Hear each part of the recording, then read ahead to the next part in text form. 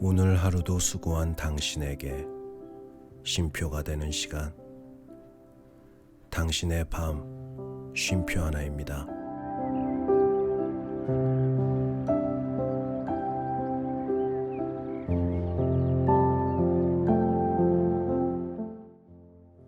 안녕하세요.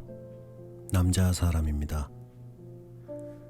오늘은 또 댓글이 최근에 좀 달려서 댓글 좀 읽어보고 시작을 하도록 하겠습니다.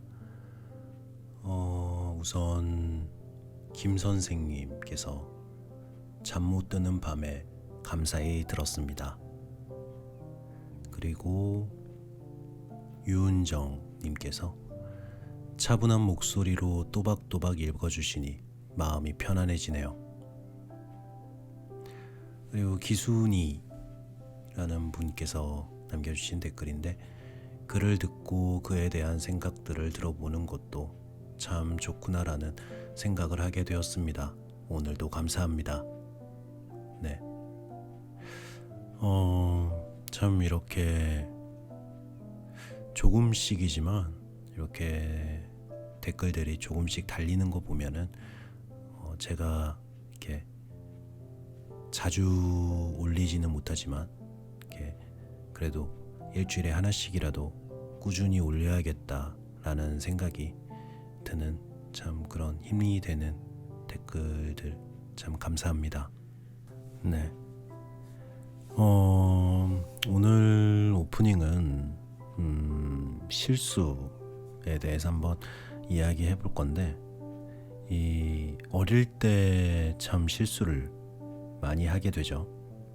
사실 근데 어릴 때나 뭐 나이를 좀 먹고 성인이 돼서나 이 사람이 실수를 하는 거는 어찌 보면 당연한 것 같아요. 뭐 실수를 하면서 배우기도 하고, 또 실수를 하니까 사람이죠. 실수를 안 하면 뭐 로봇인데. 하지만 이 성인이 되면 조금은 더 조심스러워지고, 그리고 실수를 저지르게 되더라도 어느 정도 그 실수를 해결할 능력이 생겨서 좀 그래도 어느 정도 부담이 좀 덜하다고 해야 될까요? 그런 감이 있는데, 이 어릴 때 저지르는 실수는 정말 많이 당황스럽고, 그 실수를 저지른 다음 굉장히 두려워지는 때가 많은데, 어릴 때는 이 실수를 참 많이 해서 이 부모님한테 많이 혼났던 그런 기억이 나네요. 그럼 오늘도 N에게 이 어떤 생각지도 못한 일이 생길지 당신의 밤 쉼표가 되는 시간 시작해 보도록 하겠습니다. 재밌게 들어주세요.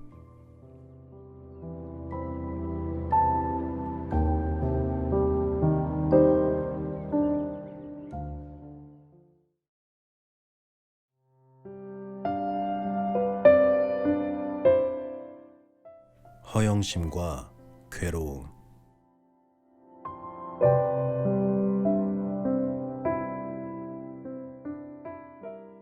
4월이 끝나가는 어느 날 저녁, 봉사의 모임을 마치고 집으로 돌아오던 마릴라는 이제 겨울은 물러가고 젊고 명랑한 사람에게나 늙고 우울한 사람에게나 가슴 떨리는 기쁨을 안겨주는 봄이 찾아왔음을 깨달았다.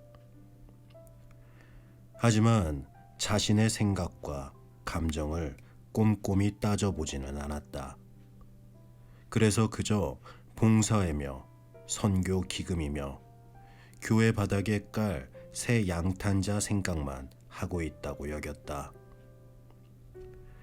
하지만 이런 생각 밑으로는 저무는 석양 아래 연주잣빛 안개가 피어오르는 붉은 들판과 시내 건너 초원으로 길고 뾰족한 그림자를 들이운 전나무와 거울 같은 연못 주위로 묵묵히 빨간 싹을 틔우기 시작한 단풍나무들, 만물이 깨어나는 소리와 잿빛 땅 아래서 들려오는 희미한 생명의 고동 소리도 함께 느끼고 있었다. 곳곳에 봄 기운이 흘러 넘쳤고 중년인 마릴라의 점잖은 걸음걸이도 봄이 가져다주는 깊고 원초적인 기쁨에 평소보다 한결 가볍고 빨랐다. 마릴라는 무성한 나무들 사이로 태양빛이 창문바다 반사되어 반짝이는 초록 지붕집을 애정어린 눈으로 바라보았다. 마릴라는 안개 낀 촉촉한 길을 걸으며 앤이 초록 지붕집에 오기 전에는 봉사회를 마치고 돌아오는 저녁이 전혀 달갑지 않았는데 이제는 장작불이 기분 좋게 타오르고 식탁에 차가 정성스레 차려진 집으로 간다고 생각하니 흐뭇한 마음이 들었다. 하지만 마릴라가 부엌으로 들어섰을 때 난로는 꺼져 있었고 어디에도 앤의 기척은 느껴지지 않았다. 마릴라는 실망과 함께 짜증이 났다. 분명히 5시에 차 준비를 해놓으라고 당부했건만. 이렇게 집에 돌아오자마자 2번째로 좋은 옷을 급하게 벗어놓고 매슈가 밭에서 돌아오기 전에 식사 준비를 해야 하다니. 앤이 돌아오면 혼을 내야겠어요.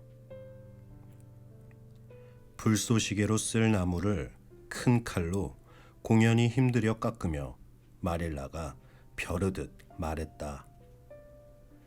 집에 돌아온 매슈는 구석 자리에서 참을성 있게 차를 기다리고 있었다.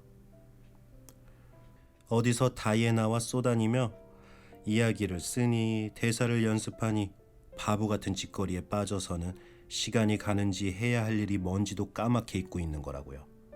다시는 그러지 못하게 해야 해요. 앨런 부인이 앤처럼 영리하고 사랑스러운 아이는 본 적이 없다고 아무리 말해도 저한텐 귓등으로도 안 들리네요.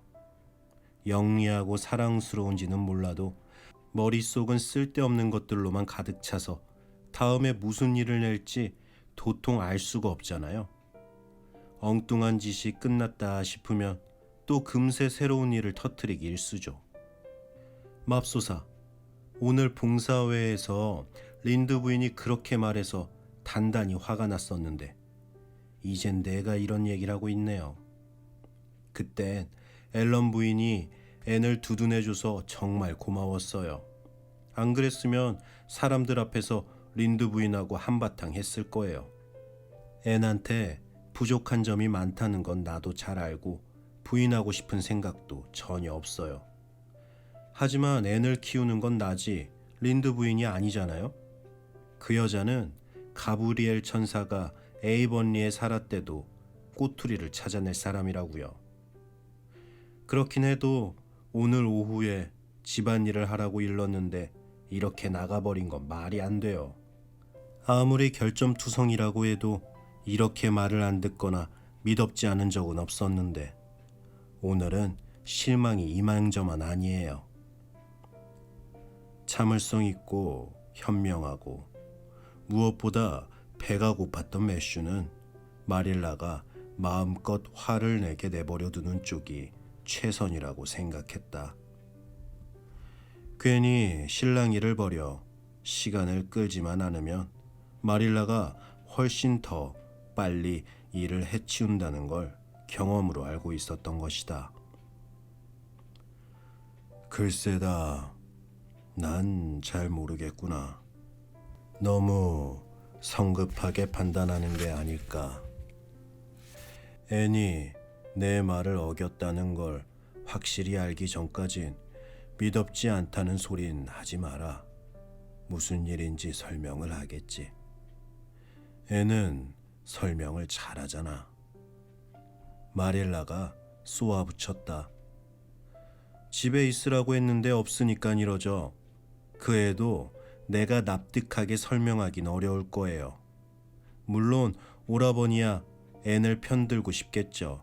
하지만 앤을 키우는 건 오라버니가 아니라 저라고요. 저녁 식사 준비가 끝났을 때는 이미 날이 어두워져 있었다.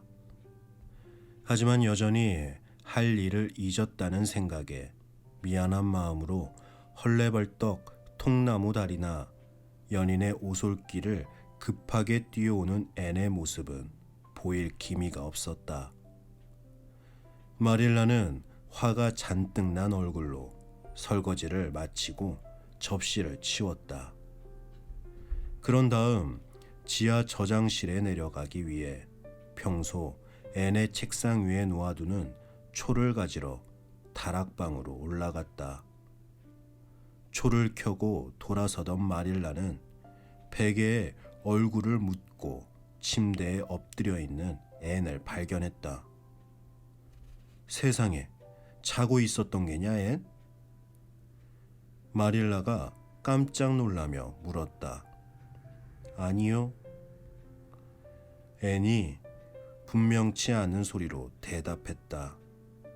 그럼 어디 아프니? 마릴라가 침대로 다가가며 정성스럽게 물었다. 앤은 사람들 눈앞에 영원히 나서고 싶지 않은 것처럼 베개 속으로 더 깊이 파고들었다. 아니에요. 하지만 제발 절 보지 말고 저리 가주세요, 아주머니. 전 지금 절망의 구렁텅이에 빠져 있어요. 반에서 누가 1등을 하든 누가 제일 장문을 잘하든 주일학교 성가대에서 노래를 하든 말든 전 상관 안 해요. 지금 그런 사소한 일들은 하나도 중요하지 않아요. 전 다시는 아무 데도 못 갈 테니까요. 제 인생은 이제 끝났어요. 마릴라 아주머니, 부탁이니 절 보지 말고 가주세요. 마릴라가 무슨 일인지 궁금해하며 다그쳤다. 별소리를 다 듣겠구나, 앤. 앤셜리, 도대체 무슨 일이야? 무슨 일을 저질렀니? 당장 일어나 말해. 지금 당장 말이다. 자, 뭐 때문이야? 앤이 어쩔 수 없이 바닥으로 내려섰다. 그러고는 작게 말했다. 제 머리를 보세요, 아주머니. 마릴라가 초를 들어 등 뒤로 늘어진 앤의 순 많은 머리칼을 자세히 들여다보았다. 확실히 아주 이상해져 있었다. 앤셜리, 너 머리에 무슨 짓을 한 거야? 세상에, 초록색이잖아. 굳이 여기에 이름을 붙인다면 초록색이라고 불러야 할지도 모르겠다.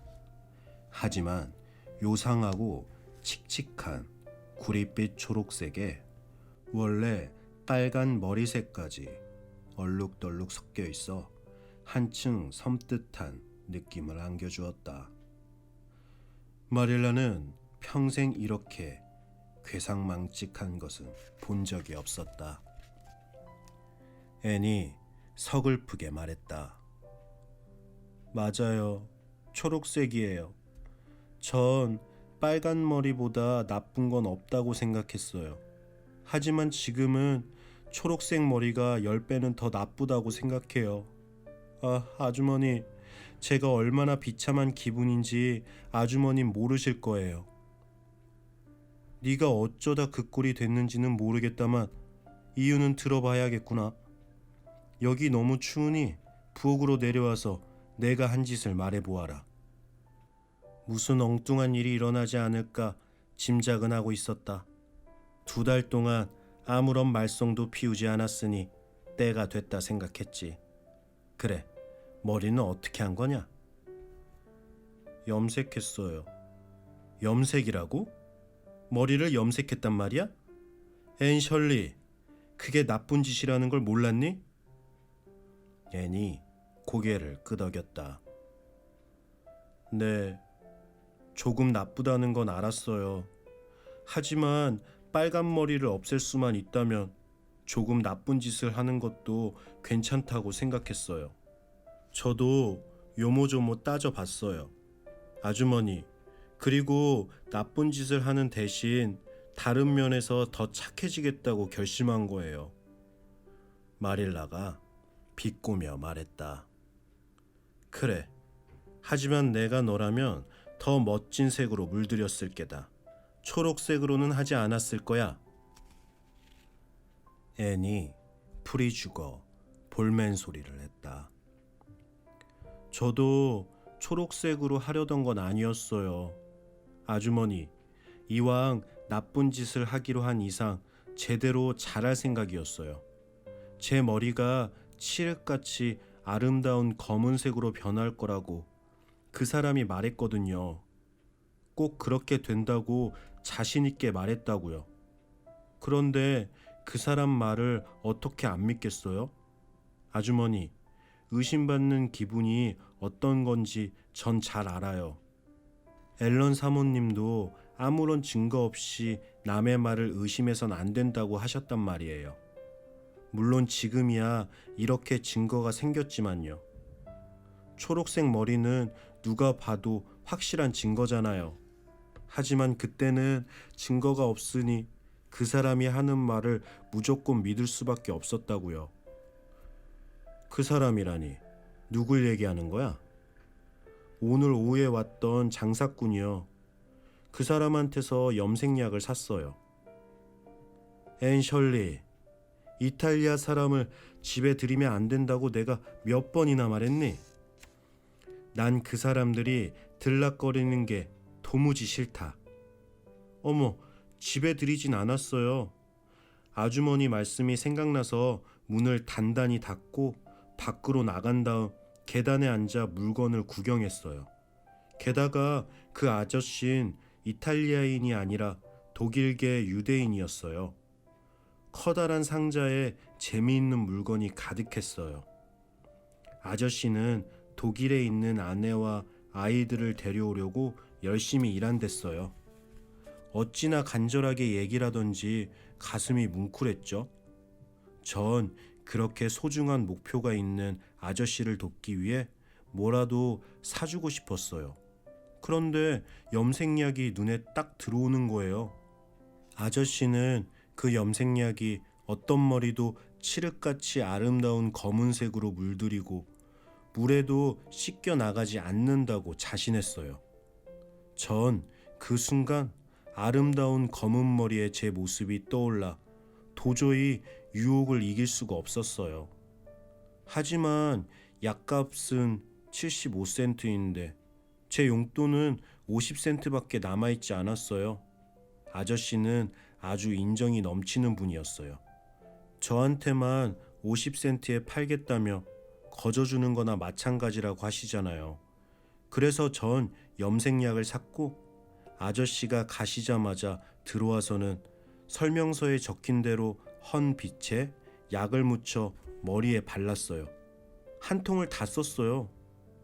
그랬는데 아주머니, 전 끔찍한 색으로 변한 머리를 보고는 제가 저지른 잘못을 후회했어요. 정말이에요. 그리고 그때부터 계속 뉘우치고 있었던 거예요. 마릴라가 엄하게 나무랬다. 그래, 제발 잘 뉘우치길 바란다. 눈을 크게 뜨고 내 허영심이 어떤 결과를 가져왔는지 똑똑히 보아라, 앤. 그나저나 이를 어쩌면 좋단 말이냐. 일단 머리를 감아서 물이 빠지는지 확인해 보자꾸나. 그래서 앤은 비눗물로 머리를 박박 문질러 감았다. 하지만 원래 빨간 머리를 감을 때와 마찬가지로 아무런 차이가 없었다. 다른 말은 몰라도 물에 씻겨 나가지 않는다는 장사꾼의 말만은 확실한 진실이었다. 앤이 울먹이며 말했다. 아주머니, 어쩌면 좋아요? 이번 일은 영원히 잊히지 않을 거예요. 사람들은 진통제 케이크나 다이애나를 취하게 만들고 린다 아주머니께 대든 것 같은 실수들은 깨끗이 잊을 수 있겠죠? 하지만 이 일만은 절대 못 잊을 거예요. 제가 행실이 나쁜 아이라고 생각할 거예요. 아주머니, 한 번 남을 속일 때 우리가 치는 그물은 얼마나 복잡하게 얽히는 걸까요? 이건 시에 나오는 구절이지만 맞는 말이에요. 게다가 조시파이가 얼마나 비웃겠어요? 아주머니, 전 조시파이를 볼 자신이 없어요. 전 프린스 에드워드 섬에서 가장 불행한 아이라고요. 앤의 불행은 그 후 일주일 동안 계속됐다. 그동안 앤은 아무데도 가지 않고 날마다 머리를 감아댔다. 집 밖에서는 다이애나가 이 치명적인 비밀을 알고 있었지만 누구에게도 말하지 않겠다고 엄숙하게 약속했다.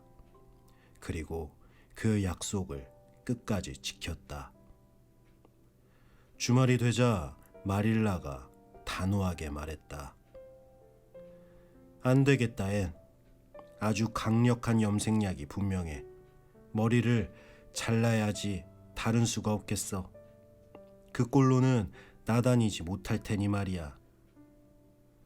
앤은 입술이 떨렸지만 마릴라의 말이 옳다는 걸 뼈저리게 느꼈다.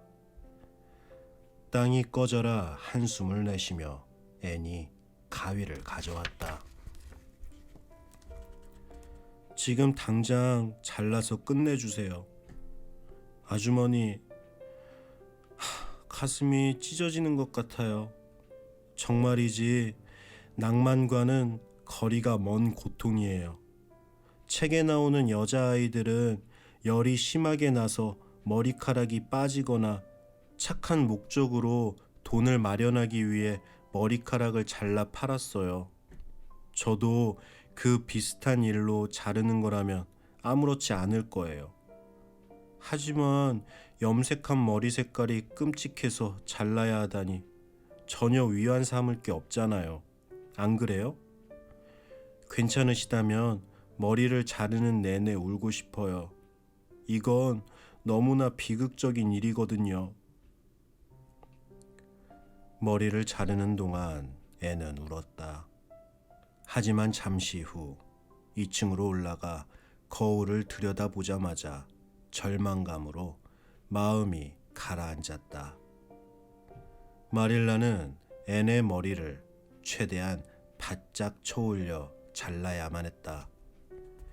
아무리 좋게 봐주려 해도 어울리는 모습이 아니었다. 앤은 얼른 벽 쪽으로 거울을 돌려버렸다. 앤이 격렬한 목소리로 말했다. 머리가 자랄 때까지 절대로 거울을 보지 않겠어. 그러더니 갑자기 거울을 똑바로 돌렸다. 아니야, 그래도 볼 거야. 내가 한 나쁜 짓을 뉘우쳐야지. 방에 들어올 때마다 거울을 보며 내가 얼마나 미운지 쳐다볼 거야. 좋게 상상하지도 않을 테야. 다른 건 몰라도 머리에 대해서는 허영심이 많다고 생각했는데 이제 보니 아니었어. 빨간색이긴 해도 길고 숱도 많고 곱슬거렸으니까. 다음엔 내 코가 어떻게 되는 건 아닌지 몰라. 다음 주 월요일, 앤의 짧은 머리는 학교에서 큰 화제를 불러일으켰지만 다행히 그 진짜 이유를 아는 사람은 아무도 없었다. 조시파이도 앤이 꼭 허수아비 같다고 어김없이 쓴소리를 하긴 했어도 이유는 알지 못했다. 그날 저녁, 앤은 두통으로 소파에 누워있는 마릴라에게 모든 얘기를 털어놓았다. 조씨가 저한테 그렇게 말해도 전 가만히 있었어요. 이것도 제가 받을 벌이니까 참아야 한다고 생각했거든요. 허수아비 같다는 말을 듣고 너무 화가 나서 쏘아붙이고 싶긴 했지만 그러지 않았어요. 저는 경멸하는 눈으로 한번 노려보고는 용서해 줬어요. 누군가를 용서할 때는 아주 훌륭한 사람이 된 기분이 들어요. 그렇죠? 두 번 다시 예뻐지려는 생각은 버리고 앞으로는 착한 사람이 되기 위해 제 힘을 다 쏟을 거예요. 착한 사람이 되는 게 훨씬 값진 일이니까요. 하지만 그걸 알면서도 가끔은 믿기 어려울 때가 있긴 해요. 전 정말 앨런 사모님이나 스테이시 선생님처럼 좋은 사람이 되고 싶어요. 아주머니가 자랑스러워하는 사람이 되고 싶어요. 다이애나는 머리카락이 좀 자라면 머리에 검정색 벨벳 끈을 두르고 한쪽에는 리본을 달래요. 아주 잘 어울릴 것 같다고요. 전 그걸 스누드라고 부를 거예요. 아주 낭만적으로 들리잖아요. 제가 말을 너무 많이 했나요? 아주머니, 머리 아프세요? 지금은 훨씬 나아졌다. 오후에는 정말 견디기 힘들었단다. 갈수록 두통이 심해지는구나. 의사 선생님을 찾아가 봐야겠어.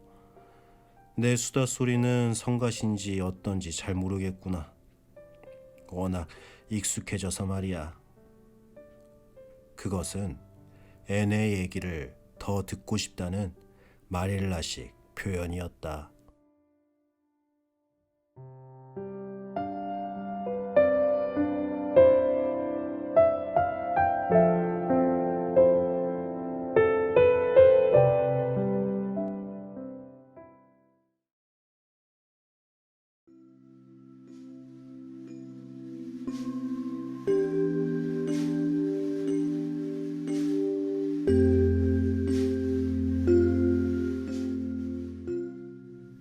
네,